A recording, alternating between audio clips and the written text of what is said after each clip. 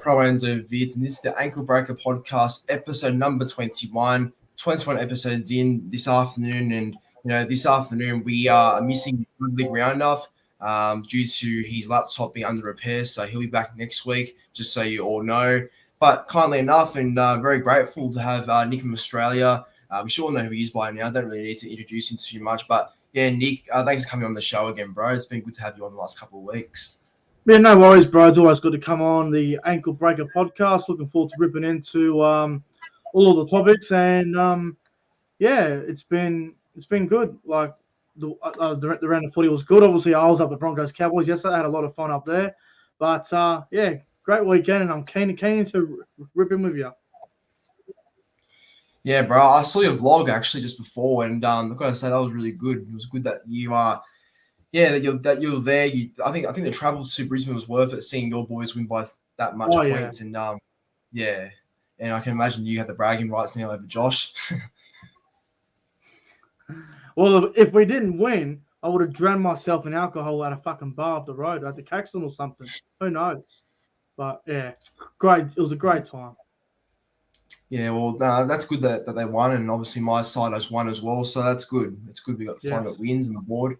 But yeah, it seems like everyone's rolling in. Got currently 8 watching the stream, so thank you to those who are watching the stream as of right now. It means a lot. Make sure you like, comment, and subscribe to the channel. And guys, go and subscribe to Nick's channel as well. His link is in the description down below if you haven't already. Going through some comments quickly before we start. So from what I've seen, we have Warriors and RL Fanatics and CJ Moxley here, Jason Reeder. Got Faraz Alam, and he says, I got 4 out of 8. Shocking, but hey, I passed, I guess. Yeah, I got 4 out of 8 as well. I've been getting 4 out of 8 the past 3 weeks. I got 6. That's better than I've been getting 4 out of 8 the past 3 fucking weeks. Mate, the Storm cost me and the Titans cost me. If the Storm didn't blow a 12-point lead and if the Titans didn't blow a 22-point lead, I would have got 8 from 8. But what can you do? Yeah, I made a stupid error tipping the Knights, but I just had that feeling they could have done it. But oh well, could have been a different game. Barnett didn't do what he did. We've also got Minty Rabideau in here. Good to see him. And Luke Melbourne Storm fan as well. So everyone, thanks for watching, and hope you all enjoyed this video. But I think right now it's time to rip in it, bro. Let's go.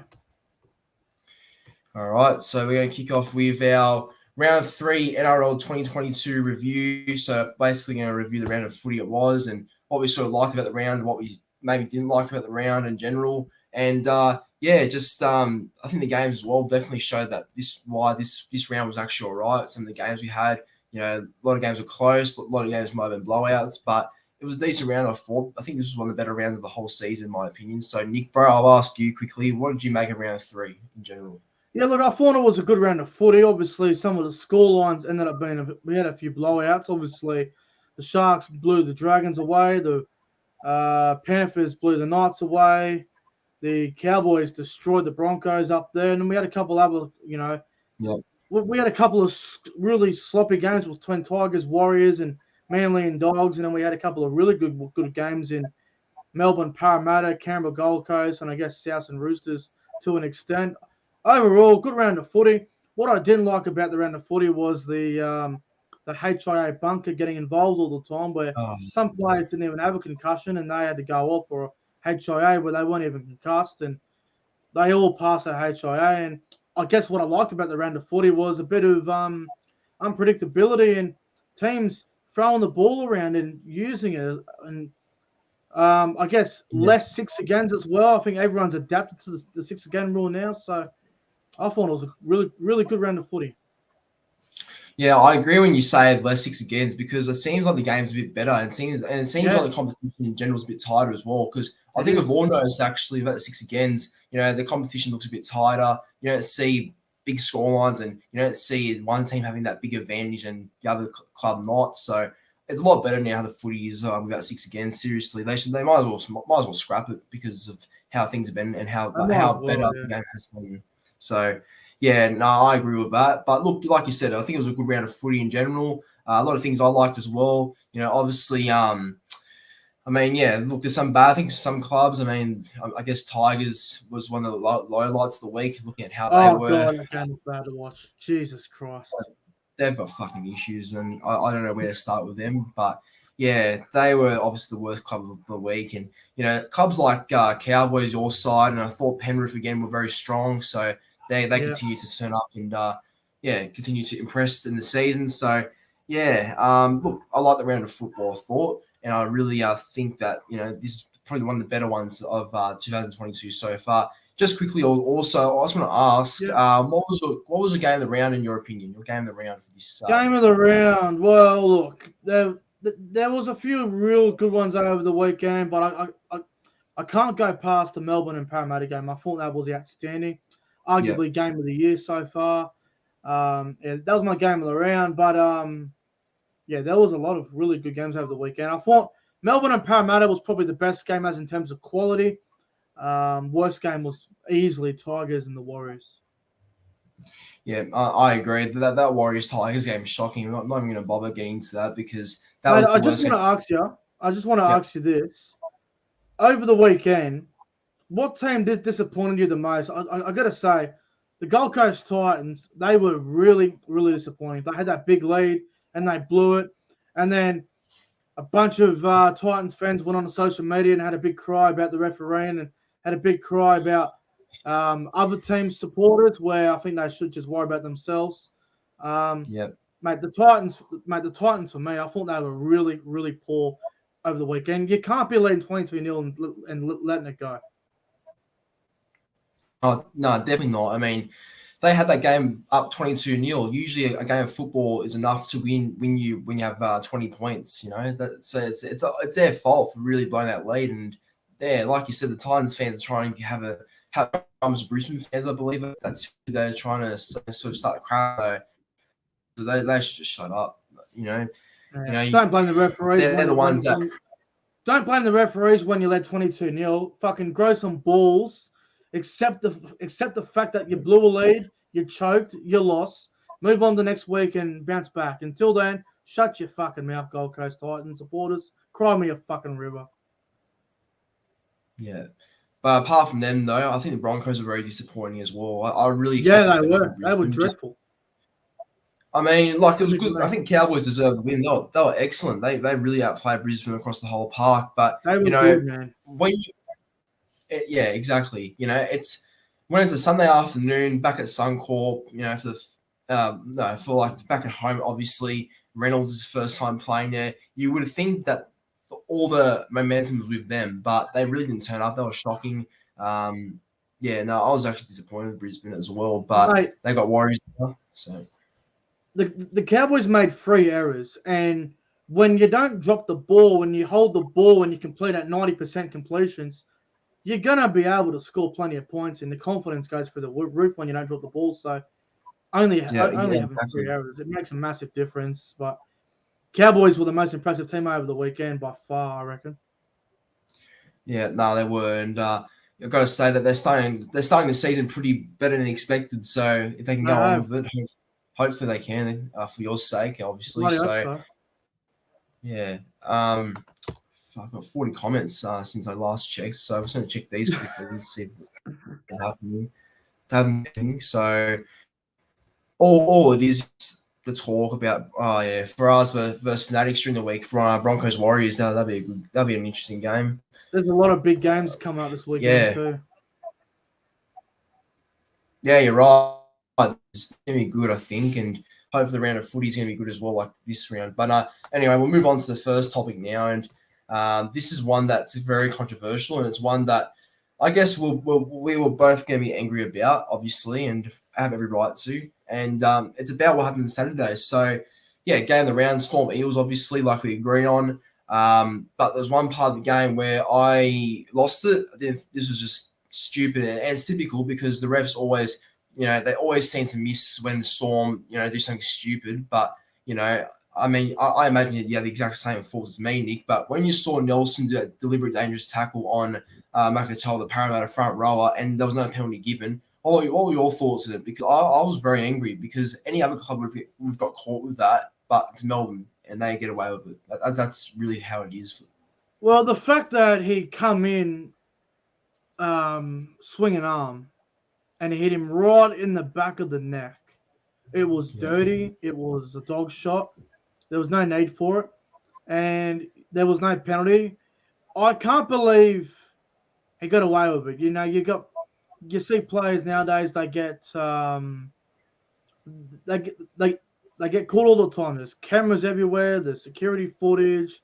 There's all sorts of things, and the fact that he didn't even get caught really surprised me over the weekend. I thought Nelson's shot was a really dirty one, and when I was watching it live, I was watching it on the TV, and I'm going, how the fuck did he not get penalised for that? And then I saw it on the replay, and I'm going, wow. I could not believe what I was watching. Mate, it was just shocking because, like, the referee is right there watching the game and going live, and they missed that. I don't know how out of every other thing that's been happening during this year and that game, they missed that. How? I mean, like, there's obviously after the game there's a review committee, isn't there? So why didn't they? Can't they just suspend him after that though? Like, look, if you're gonna suspend Jaden Sewer for those late shots, you got to suspend Nelson for this.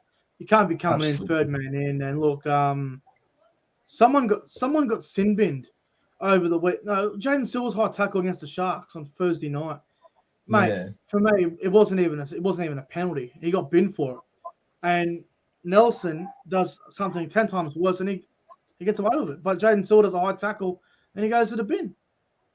Ridiculous, mate. The inconsistency at its best, really. It's just the referees never make the right call, and it's just sad because when they make stupid calls, it impacts the whole game, and we saw that, you know, in the weekend. So it was just shocking. And I think for me, Nelson should have been suspended.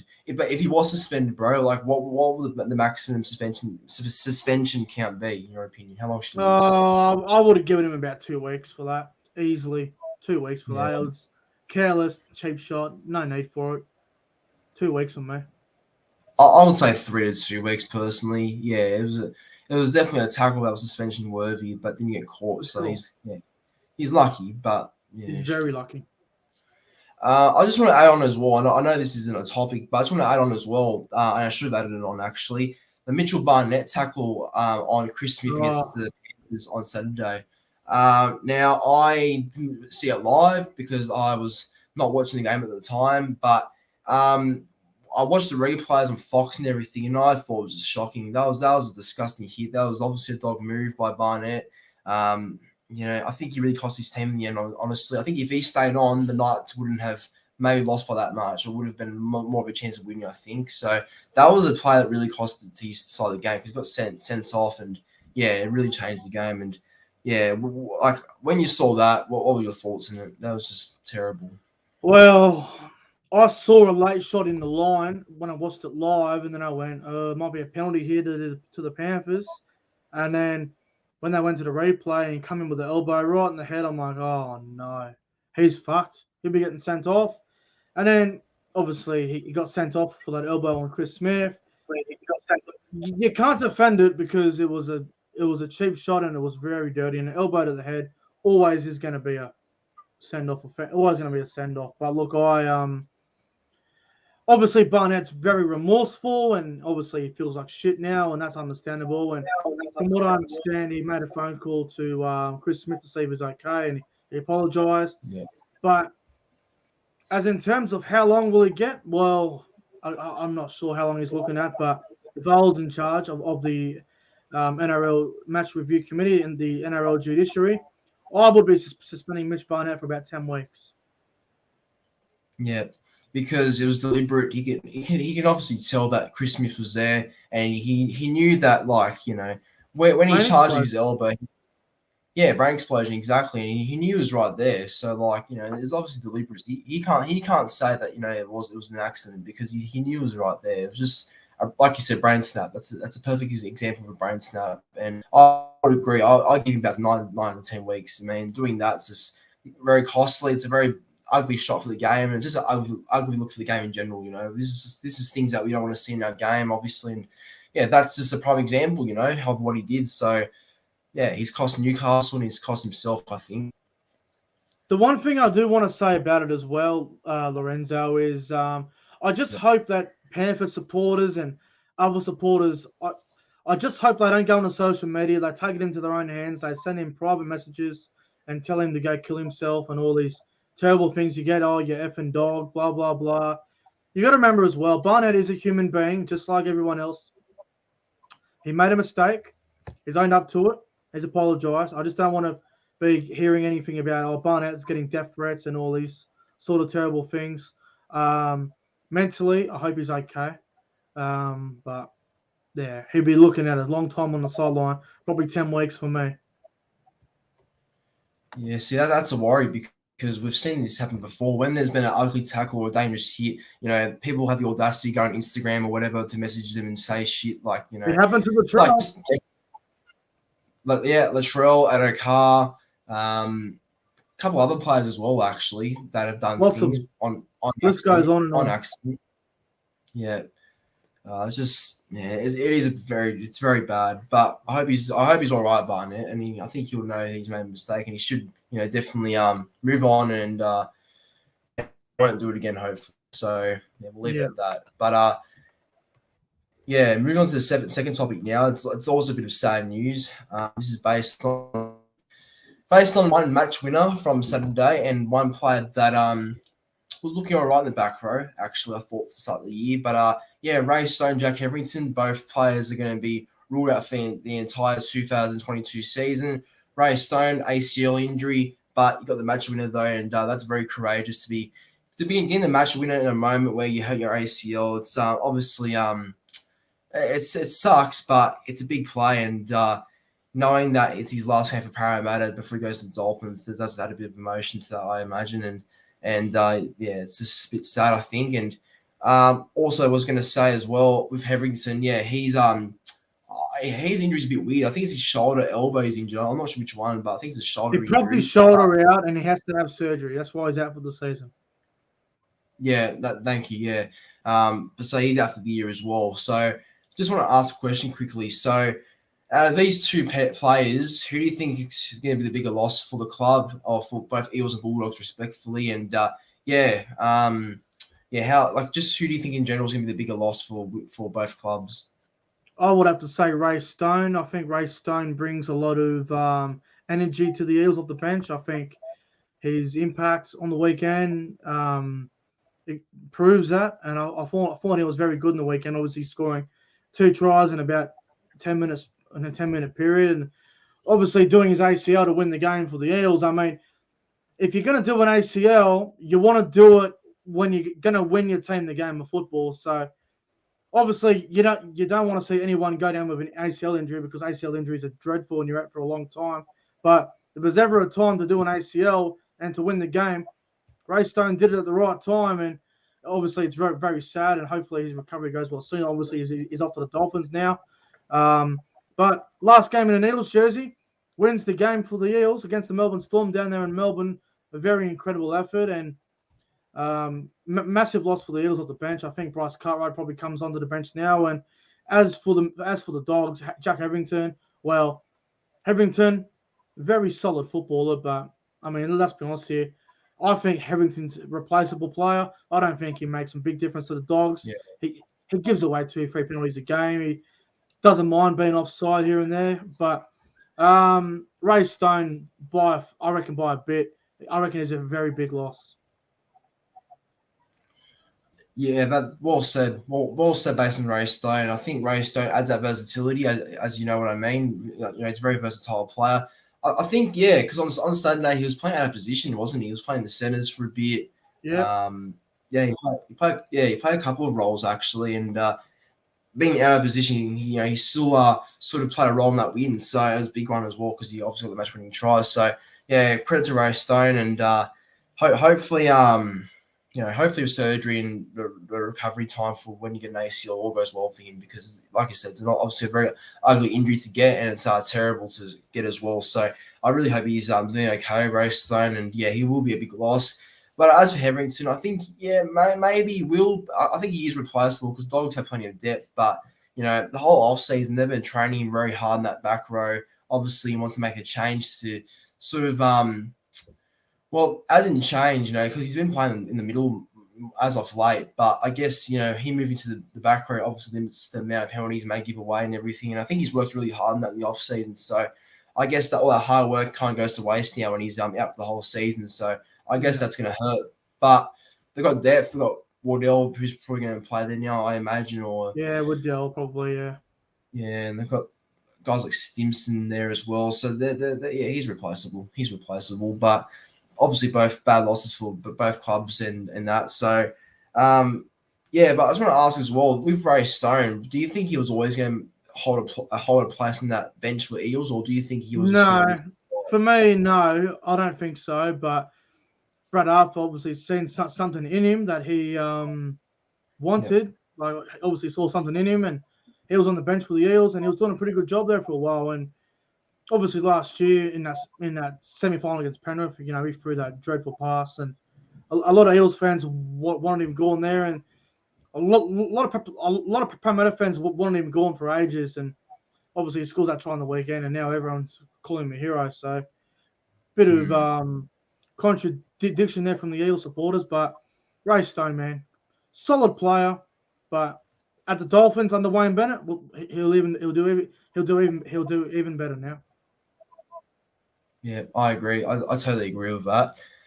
Moving on to our second last topic of the show now, and this is another interesting topic. It's a bit different to playing players wise, but this is more about the competition in general. So this year, I think we've both realised, and everyone else has realised as well, that the competition this year is much tighter.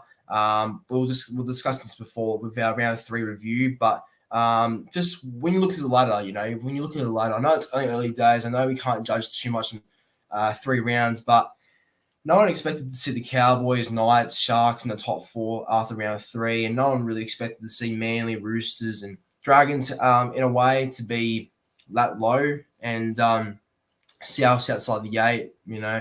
The funny thing is, like with Manly's win yesterday, if they won by a bit more, they could have jumped easily to 9th. That's the funny thing, that they're now equal 9th after being last. So it tells me that the competition is a bit closer this year, and I think that's obviously because of the less 6 agains and the less whistle blowing by the refs, I guess, which obviously causes a lot of advantage. But what do you think, Nick? Like when you look at the competition, look at the ladder, and just how the game's been so far this year, do you feel that change with how the game has been as of late? Well, I pretty much said it before. I think everyone's adjusted to the 6 again rule. There hasn't been many of them being blown lately. I don't think we've seen a game this year where there's been more than 8 6 agains in one game. If there is, someone let me know. But I don't think there has been a game where we've had 8 6 agains this year. Panthers, I think they are the team to beat this year. I think they are the benchmark. They are the juggernaut. It is a lot closer this year, and it will be a lot closer with teams obviously understanding the 6 again rule now, and teams defending a lot better. Like, I think if you had told me at the start of round 3 that the Cowboys were going to win 38-12 against the Broncos, I would have said you're a fucking idiot. And that's what happened yesterday. I didn't expect that, even though it was a derby. And form goes out the window for these rivalry games, but I don't think anyone would have expected 38-12. I think the Newcastle Knights are better than what we all thought they were. The Sharks have been good, as I think everyone had the Sharks doing well this year, but maybe they're going a little bit, maybe they're clicking a little bit earlier than what we all thought as well. Brisbane have been good, start the year sort of thing. Canberra have been inconsistent. It's very open this year, man. There's a lot can happen. I just got to say, even though the Bulldogs have only won 1 game, I still see a lot of improvement out of the Bulldogs. I don't mind what they're doing. Same with the Dragons. I think they've also improved a little bit as well. It's going to be interesting to see how it goes over the next couple of rounds. This weekend will really see where a few teams are at. Obviously, the Cowboys, they play the Roosters up in Townsville. That'll really see where the Cowboys are at. Manly play Canberra. Both teams have been a little bit poor to start the year. Canberra have been okay, I guess. We've got Sharks and Knights. This will test Newcastle to see where they're at. The Titans are a great team. We'll see how they go against the Tigers this weekend as well. So there's a lot of teams that are proven yet. Now, as a Cowboys fan, I'm impressed with how we started the year, 2-1, but we haven't beat anyone yet. We lost to the Dogs because Hammer was offside. We smashed the Raiders. and we smashed the Bulldogs. We smashed the Broncos, sorry. The Roosters this weekend is the challenge. I know the Roosters haven't been in great form, but that'll be the real test this weekend to see where we're at. But there's a lot of teams that have been going well. So obviously your boys, Manly, they've started slow as well, but I think Manly will get going as the year goes on. But it's a very, very unpredictable season. Anything could happen. Yeah, no, I agree. But yeah, I get the vibe as well. I think the competition's a bit more brought closer. So you can see that it's a bit more competitive this year. But I also just noticed that, like it's a funny competition because I look at Raiders, for example. They beat Sharks, round one. Then they go on to lose to the Cowboys next week. And then you look at Sharks, for example, they lose to Raiders and then they somehow beat Parramatta. It's one of those things where I just think the competition's been a little bit different in terms of that, just how teams sort of go about business each week. But it's good, though, because it brings unpredictability to the game, and that's what I think we all like, a bit of unpredictability. And, yeah, I really think that's it's helpful for the competition to be like this as how it is right now, because I think it brings excitement. And I'll tell you what's a good thing as well, Lorenzo. I'll tell you what's a really good thing. The Cowboys and Knights, everyone thought they would be down the bottom, in the bottom four, or even come last. And I know it's only round 3 and we're going into round 4 this weekend, but mate, I don't know about you, but the Cowboys and the Knights are much better than what people expected. They are better than what everyone thought they would be. No, I agree. I mean, as you know, I had Cowboys for the spoon, and I was like, they're not going to start the year well. You must regret that now. Give it a couple of weeks, but I am sort of, I mean, they started the year better than I thought, and they seem to look better than the current place, the current club that's coming 16th, the Tigers. So maybe I am. Yeah, let's not get into them. But yeah, no, you're right. The Cowboys look good, and I think Knights as well. Knights are bloody 15th. So talk about so did I. Talk about shit predictions. But yeah, well, look, they're both surprising, and hopefully they can keep the momentum going, because both teams have seemed to improve a lot. And I think Bulldogs as well, like you mentioned, they've changed the side. I mean, we saw it yesterday how the way they compete now, and their goal line defense has improved a lot, but that's just their attacks a bit, 50-50 still. But yeah, other than that, yeah, a lot of teams are on the up, and some teams are sort of sliding a bit, I think. But give it another 7-6 weeks, and we'll know where everyone is at by then, I reckon. Yeah, for sure. All right. Moving on to the very last topic of the show now. So, as you guys know, we often I added last week because I think it's time to bring it back for this year. So basically, it's our team of the week. It's our team of the week for round 3, basically our team of the week for round 3. So me and Nick sort of picked out the teams before the show started, and we've also come up with our player of the round for round 3. So Nick, bro, I'll ask you quickly. Go for your team of the round and give us your player of the round as well. Yeah, so fullback Jeremiah Nanai, on the wings Jeremiah Nanai, in the centres Jeremiah Nanai. I'm only taking the piss. I just had to do it. All right. Nick from Australia's round 3 team of the week for the 2022 NRL season. Okay. Fullback Tom Trbojevic. On the wings Matt Tomoko and Taylor May. In the centres Valentine Holmes and Isaac Tago. Halves Dylan Brown and Nico Hines. The front row Joseph Tarpany and Jason Taumalolo. The hooker is Damien Cook. The back row is Keon Kolamatangi and Jeremiah Nanai. The lock is Cameron Murray. And on the bench, Ruben Cotter, Isaiah Yeo, Regan Campbell-Gillard, and Ray Stone. And Proenzo Vidz, player of the round, is the Cowboys' right edge back rower, the young 19-year-old Jeremiah Nanai. He was unreal against the Broncos, scoring a hat-trick. Mate, the blokes of the future, and the Cowboys are apparently going to be re-signing him in a couple of weeks' time. So Jeremiah Nanai is my player of the round. He was unreal.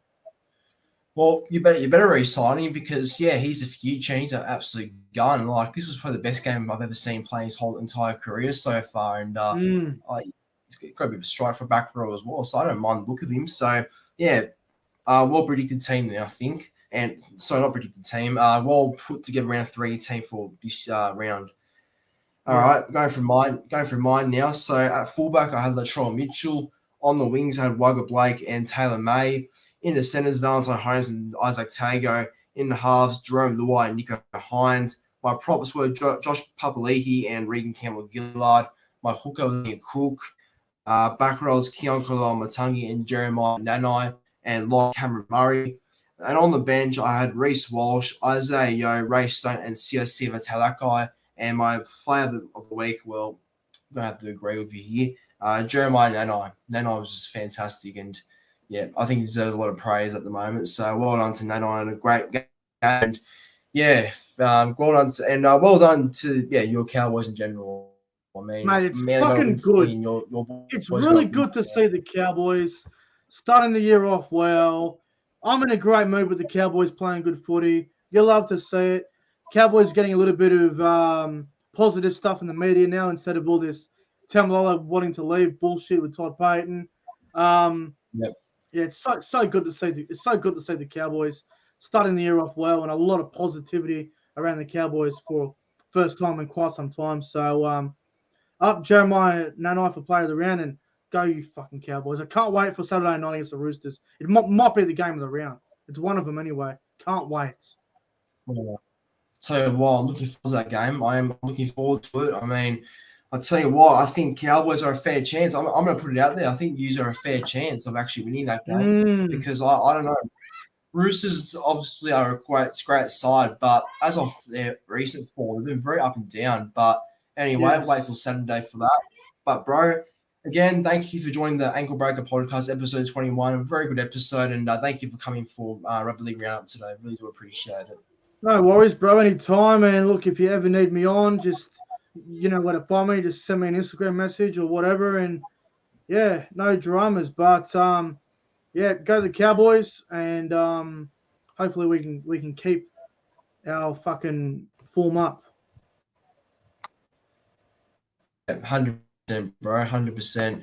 All right, everyone, thank you for watching the stream. Make sure you like, comment, and subscribe to the channel, and don't forget to subscribe to Nick already if you haven't. But I assume most of you have already have. But yeah, this was the Ankle Breaker Podcast, episode 21. Thank you for watching, and I'll catch you on the very next one. So see you next time.